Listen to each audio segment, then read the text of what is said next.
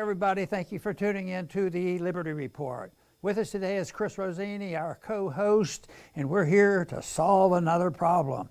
Sometimes, though, Chris, I think the problems crop up faster than we can solve them, and sometimes we're kidding ourselves if we think we really solve them.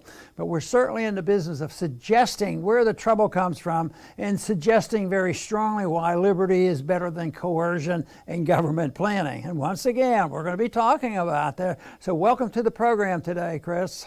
It's great to be with you again, Dr. Paul. Thank you. Very, very good. We want to start off with talking about the shipping crisis. I think everybody in this country has seen the ships, hundreds of ships, and all the disruption of all the goods and services coming into the country. And it's huge, how the amount of material that we import through shipping and how many people depend on it. And now people are starting to wake up and find out this is significant.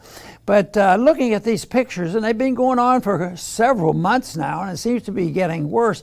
I look at this and I said, hundreds of ships out there, and we haven't heard much about that. Goods and services come and go, and in spite of some of the obstacles, we have done pretty well, even when the government overregulates and overtaxes. But all of a sudden, it got much, much worse, and it's a big concern. There's a lot of stories by people who work in the shipping industry, and they have their ideas of what caused it, and they're making this suggestion. But there was a pretty long article I read by a trucker who's been doing trucking at the ports for 20 years, and a few of the politicians came up and they said, well, they're backlogged, so this mandate, this have it. Everybody, I think this might have something like came from Biden. Okay, every company has to work 24/7, and those are going to be the rules. Well, this trucker who's been there for 20 years and knows a little thing about it, he said that is not going to help. The problem is much more complex than that. And besides just telling people they better work harder and longer, and that doesn't solve the problems of regulations and what they might see as unfair earnings from their job. So it's a really interesting, but it's also very, very important. And Chris, I think most people know you live on the East Coast, so I don't even know if you see ships like this, but we do know that there's a lot of ships coming in the West. And I'll tell you, without getting into and pretending we know all the details, just the fact that these big ports are coming into California, and then there's a major problem like that. Well, so don't you think some people would scratch their head? Oh, California, I've heard they've had problems with the free enterprise system and free markets, and maybe there's something going on there. Maybe they regulate too much. But then you have also the combination of the lockdowns and what people have done with COVID. But certainly the problem is there. So, Chris, I know you've given a little bit of thought to this and have your opinion. So tell us a few things that you think maybe might help us. Well, we know for a fact, Dr. Paul, it's an iron law of economics that markets clear.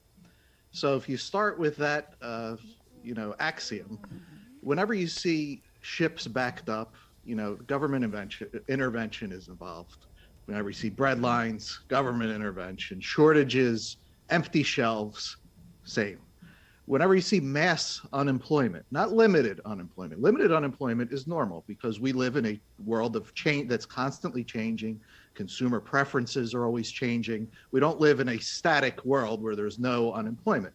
But in normal free market circumstances, it would be limited. But whenever you see mass unemployment, you know that there's government intervention involved. And also, obviously, inflation, hyperinflation, that's government spending, Fed counterfeit. Now, even though government creates all these problems, we live in a media bubble. And it's not just media, universities, schools, actors, sports. It's all one message. So whenever there's problems, you're told and expected to believe that, well, government needs to do something about this. There's shortages, government should do something. The ships are backed up, government should do something. It's almost like a knee-jerk reaction that everybody has been trained to. But all it is creating one problem after another. They just pile up, because government created the problem. They're not going to solve it with more intervention. and our standard of living gradually and even quickly goes down. And there's only one way out of this downward spiral. We're going to make the case for it, and that is free markets and individual liberty. Very, very good. And, you know, another reason why when a crisis hits like this, it's more difficult to sort out, is that there's different groups that are involved and are responsible. It's just not like there's one company that deals with all this. For instance, you know, the ports are something that I don't see many people talk about it, but they're not exactly free enterprise. The ports, most ports are controlled by port authorities, by local cities, states, and townships. They have taxing authorities, so they're very, very much involved with government. And I'm sure the regulations are significant. So I think the government can hold a club over the ports. If they're looking to cause a little trouble or help somebody, the government, the managers have the authority to help some and hurt others. But the port is very important, but that's just one element. They get the ships in, receive the ships, but they don't deal with the trucking. The trucking industry is even more complex. Excuse me. The trucking industry is set up where there's a lot of big companies. And they also have some union, some non-union, and there's competition in wages. Some have been fixed at their wages that are like minimum wages, and some are making a lot more money. And all of a sudden, crisis hits, and it was that precipitation of the knowledge of the crisis of COVID, which has really brought this to people's attention. But, excuse me. But we also have to consider the fact that people, they have to consider storage after they get the ship in and get the ship unloaded, then they have to store it, and it becomes pretty complex. So that's why the one individual sort of poked fun at us. Just making everybody work from 24/7 isn't the solution if it has to do with many complex problems. You know, prior to the COVID onset, I had been talking about, you know, this is there's the beginning of the unwinding of the malinvestment and the distortion of the markets by the Fed, and there was a recognition that maybe there was early stages of a recession. But COVID, when it hit, it made everything much worse. And this made people very, very concerned. And when they couldn't solve the problem immediately, you know, there's a lot of politicking done on this. But it is a very serious matter, and I assume that it's going to get a lot worse before it gets better, because we weren't dealing with free enterprise that failed. We were dealing with interventionism. Every aspect that I mentioned, the port, the truckers, and the storage, the government's involved in all that. But what about the government being involved in making easy credit and causing people to borrow and not take care of their infrastructure and do things differently, and interest rate distorting these decisions? That was all there, but that's something that would just confuse people. They had to start thinking about monetary policy with this. Besides, if they need money, it's going to come from the government. They'll help us out. They're not short money. They can provide as much money as the people really want. So that's what's happening. But I think that I agree with the individual that wrote that it's probably going to get a lot worse before it gets better. But I do believe it's a reflection of a system that was interventionist, manipulated by Federal Reserve funding, manipulated by government regulations, with the precipitation of even more problems with COVID and lockdown, interference with labor markets. So it's a big problem. So once again, in general, what we need, Chris, is a full understanding of how the free market works and working in that direction. Yes, and one thing we need to point out is free markets are not perfect because people are not perfect. So, you hear arguments, people are greedy and lazy and they cheat and they lie. Yeah, that's people no matter what. You know, we all have the option of doing right or wrong. But with government is made up of people. And so they're some of the greediest, richest cheaters, liars on the entire planet. So the case for the free market is going up against such a low bar. Now, when free markets, when problems arise, let's say there's a hurricane in Florida, and there's free markets, so there's bread down there, and it's selling for $20 a loaf, which is very high. But what happens is when there's free markets, entrepreneurs all over the country, even possibly the world, start calculating. They start calculating in their minds, okay, I have bread, I can ship it, I could get it there. Instead of selling for $20, I'll get it there and they could sell for $15. And another one is calculating, he's alert, he wants to make a profit. He could get it there and sell it for $14. So supplies increase where they need to increase and prices end up going down. Now, what happens is politicians jump in, they want to be heroes and say, no, no, no. No one is allowed to sell, even in these hurricane conditions, bread for any more than $5. Otherwise, you're a greedy price gouger. And the moment that that happens, all the entrepreneurs around the country, around the world, they stop calculating. They say, all right, forget it. We can't lose money. We can't get our bread there and lose money. We're not governments where we could just blow tons of money. We could go out of business. So government keeps the shelves empty with their policies that are quote unquote supposed to help you against the evil price gougers. And that's how government intervention, but you see how this takes a few steps to think. They don't, when politicians speak, they don't want you thinking beyond the initial emotion. They're bad, they're price gougers. So you end up with empty shelves. So government intervention does nothing but hurt. They do not help. The free market is the way out, but you got to be able to think and understand why that is. Well, I think Florida, and probably the governor of Florida, participated in this when they made the point and made the suggestion and the invitation to California. Come to Florida, avoid this log jam. They probably don't have a magic wand, but I'll bet you any money that if you had more shipping in through Florida, there would be less problems than they face in California. But that could happen. It may happen. At least it's available there. And we've seen that happen in other areas around the country where some states are doing so much better than other states. And guess what? People do it on their own. They pick up and leave California without a special invitation. People leave New York and these various states that overreact and overregulate, and they're going to places like Texas and Florida. So that's a partial option.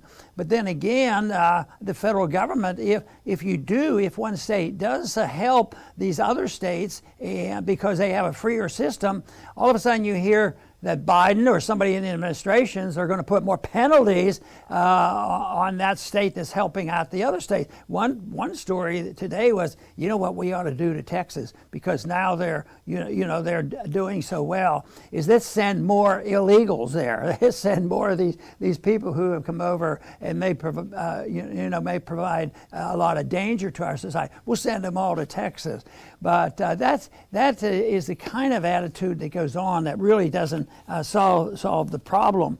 And I think the people are getting frightened now because of shortages. And this is something that is natural. When there are shortages and when there are lines, like we've looked at, in California, you can assume that these were not developed by a market that is relatively free. That's the purpose, and Chris alluded to this. That's the purpose of the market, is to help, sort this out. But if you don't have it, or you close it down, or you have tremendous expansion of government with COVID regulations, all of a sudden the lines get longer. Then you have the special interest. So you would think that everybody would be working together to solve these problems, but there's trucker competition worse than usual out there, and there's also the people that are competing and having so much trouble, and their wages are low. Oh, well, we should help them. We should increase their wages.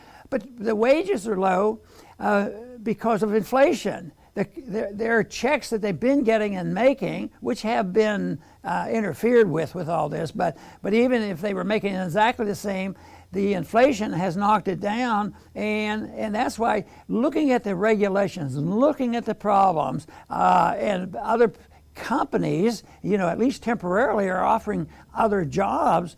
So some people just say, I've had enough of this, I'm not going in. And that might be part of it, because they say that the operators and the truckers just aren't there. Where were they a year ago? They were all there. There were no long lines then, but all of a sudden these lines came. So I'll tell you what, I think COVID is a big issue and has precipitated this expansion of the crisis, because it had already been made fragile, by government interference and control of the system. And a lot of people don't understand exactly, they manipulate interest rates, and that becomes a problem. But the malinvestment that goes on, maybe there was money there for, if it was a free market, they might have used that to take care of their infrastructure. They're talking about the infrastructure, the equipment out there needs replaced. So therefore, they're going to, go to Washington. Hey, the infrastructure, we got to have it. This sort of thing. It is, and Chris, you make the good point that it's not a panacea, but it's thinking in a direction of which way should we go. If you say, over the weekend when or Tuesday when the Democrats didn't do so well, you'd think the next day they'd be maybe humbled a little bit and say, well, if anything, maybe they could stay quiet, or they could say, maybe that's a message. Maybe we should back off a little bit. No, Biden comes down with a tremendous increase in more lockdowns, and more controls on vaccinations, and people know this stuff is coming.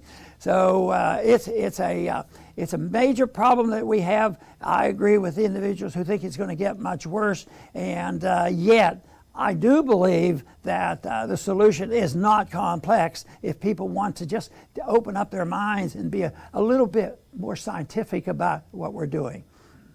Very good, Dr. Paul. I will close up by saying we've all heard this statement, and it is true, that in crisis there's always opportunity.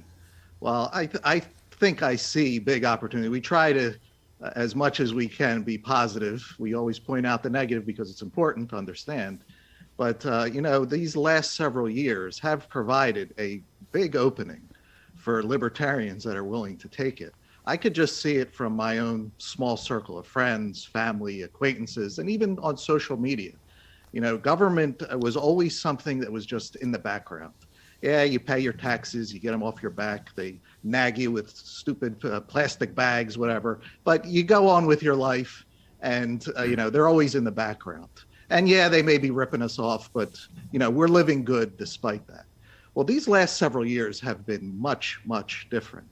And all during that time where government was in the background, we libertarians are saying, these are not good people. They're not looking out for you. They have their own, agendas and stuff. And now it's in everybody's face. It's impossible to ignore. It's not living good and they're in the background anymore. Now there's real pain, and it's not just economic. It's not just, they're just taking a few more pennies out of my paycheck. No, people are losing their jobs. They're being forced to have chemicals put into their body. They're losing loved ones with vaccine injuries, vaccine deaths. And it's all based on lies, and the lies are so easy to see and debunk that it's almost amazing how easy it is. And I see it in my small circle of people and family and friends, and they are upset at the government. They're not upset at who the government is telling you to be upset about. They're upset at the government because they are now, the fangs are out and they're in everybody's face. So this is an opportunity that libertarians did not have before. We were easily ignored before. This opportunity to make the case of liberty is great for people that are looking for answers. So they're looking for it, and we're trying to give it to them. We ask that you speak up and try to give it to them, and who knows what the future holds. Very good, and I think you make a strong point that this is as much an intellectual fight as it is one of just political power. As a matter of fact, one is quite different than the others, and they're used to using political power, but our argument would be that interventionism, which is what we saw create this monster is something that you just can't do more of it, and yet that's what they generally do. You know, like Biden, he had a problem, a political problem. Well, we need more lockdowns, more mandates, and that's not quite it. But I think interventionism, where the government gets involved, you know, with manipulation of money and credit and interest rates, and spends all the money, high taxations, you know, is the basic problem. And they might be able to limp along pretty well, but if it gets hit with something sudden that nobody had on their radar, like you know, overreaction to COVID, then all of a sudden things get much worse, much quicker. And then they come up with the old cliches, the old ideas. Well, you know, if it's inflation, what we need to do is print more money. And well, what we have to do is, you know, when people push too hard and they get their wages moved up, and because they have a strong union, they have to be curtailed. There should be freezing of wages and freezing of prices, and they think that's going to take care of shortages. But what we witness with this crisis out in California are shortages and long lines, and that's so characteristic of pure socialism. That's what happens in socialism, and we're not in pure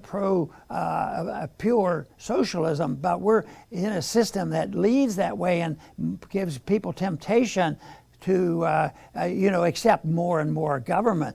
But I think, Chris, you have a perfect point. This shouldn't be used as saying, see, you know, it's that free market people, those libertarians. That's what caused our problems. They were selfish and they wanted to make too much profit, and on and on. And they use this as a rant. And there's some people who are very, very blunt about this in the Congress. But I tell you what, if anything, let's hope this election could be read, and that the real message there is, people are getting sick and tired of that, and they can't trust the government to take care of us, make us safe and secure and rich and everybody prosperous, because they're using bad ideas and are deceiving the people. They're violating our liberties, and it's time we have a different approach. And that's why we should be very cheerful about a few people standing up to it. And just think, one of the things that might have helped in the election here to vote against all the mandates was the fact that a lot of people started going to the teachers organization, the PTA, and raising a fuss. And sometimes there might be a group of people, a large group of people, but sometimes there's one individual who stands up and says, no way, this is it, this is terrible. And lo and behold, not only do the people in the audience agree and applaud, thousands of others seem to join in, and it looks like it might have had you know, an influence on the election. So it's one way. Attitudes are important, and spreading ideas are important, and that is a real challenge for us, because the ideas that most people have right now, I know for a fact that the people I knew in Washington, if you ask them, you know, will you sit down? I want to talk to you a little bit about Austrian economics, about free markets, and you know, why the Fed is bad. None of them have the biggest idea about it. You know, they'd sit down and say, you know, I've heard this about this modern monetary theory. These socialists might have it put together because we sure need a lot of money. I mean, that floats around. But they're getting a little shaky too, so that's why when we see some changes in election, people should wake up. But this demonstrates, even the people who are close to this and don't like what's happening with these traffic jams and shipping, they're warning. This is not an easy problem. It's not going to go away easily. But I'll tell you one thing that makes a difference is if the people know in which direction we're going. If we're going toward, you know, the side of more authoritarianism and away from more freedom, that's bad news. And I don't think you ever arrive at total authoritarianism or total freedom. So the direction of a country is a pretty important thing. And right now, I think we might be at a turning point where more people would like to see at least move in a direction of more personal choices, which means the rejection of the government mandates. Mandates are the opposite of freedom. And this country had been known at one time for the champion of freedom, and we need to get that attitude back again. But this is serious business, but I tell you what, I think there are answers out there, and we can shift gears and go in the direction of more liberty. I think most Americans understand that, and most Americans, I believe, would be enthused about it if they just get to hear the message. I want to thank everybody for tuning in today to the Liberty Report. Please come back soon.